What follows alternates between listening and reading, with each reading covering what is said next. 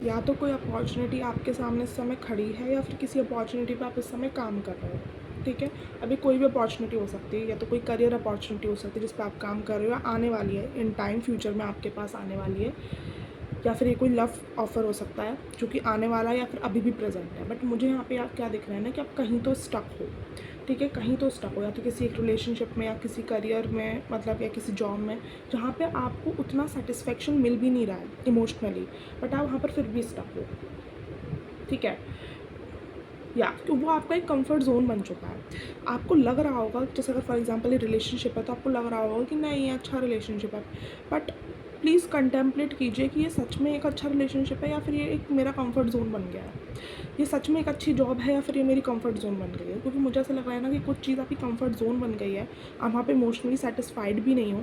देखो, मैं ये नहीं कह रही कि हर चीज़ में हमेशा एक्साइटमेंट रहनी चाहिए, फ़न रहना चाहिए, बट इमोशनल सेटिस्फेक्शन हमेशा रहना चाहिए, चाहे वो कोई जॉब हो, चाहे वो कोई करियर हो, चाहे वो कोई रिलेशनशिप हो। अगर किसी चीज़ में इमोशनल सेटिस्फेक्शन नहीं है, इट मीन्स कि कुछ तो कमी है, ठीक है। अब मैं ये नहीं कह रही कि उस चीज़ में सुधार नहीं हो सकता है सुधार, या फिर वो कोई दूसरी कंप्लीटली न्यू चीज़ आ सकती है, बट जो अभी का जो इन्वायरमेंट है, मुझे ऐसा लग रहा है कि वहाँ पे आप इमोशनली सेटिस्फाइड नहीं हो। यहाँ पे गाइडेंस के तौर पे आ रहा है that you need to walk away emotionally. एक आपको करेजियस डिसीज़न बनाने की ज़रूरत है, जो कि मुझे यहाँ पे दिख रहा है।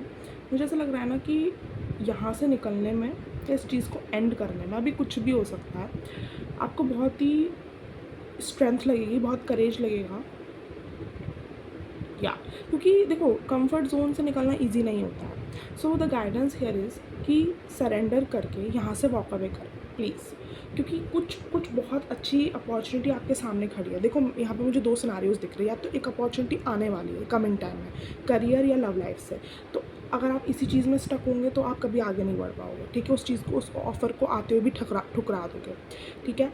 दूसरा मुझे क्या लग रहा है कि एग्जिस्टिंग कोई अपॉर्चुनिटी है जिसको आप देख नहीं रहे हो, जिसको आप इग्नोर कर रहे हो, आप उस पर काम कर रहे हो सकते हैं। अरे करियर अपॉर्चुनिटी है तो हो सकता है आप काम कर रहे हो, बट आपकी बहुत ज़्यादा एनर्जी कहीं और जा रही है, स्टकनेस में जा रही है, जिससे कि क्या हो रहा है कि वो फुल पोटेंशियल में नहीं आ पा रही, आप फुल पोटेंशियल में काम नहीं कर पा रहे हो उस अपॉर्चुनिटी में, ओके।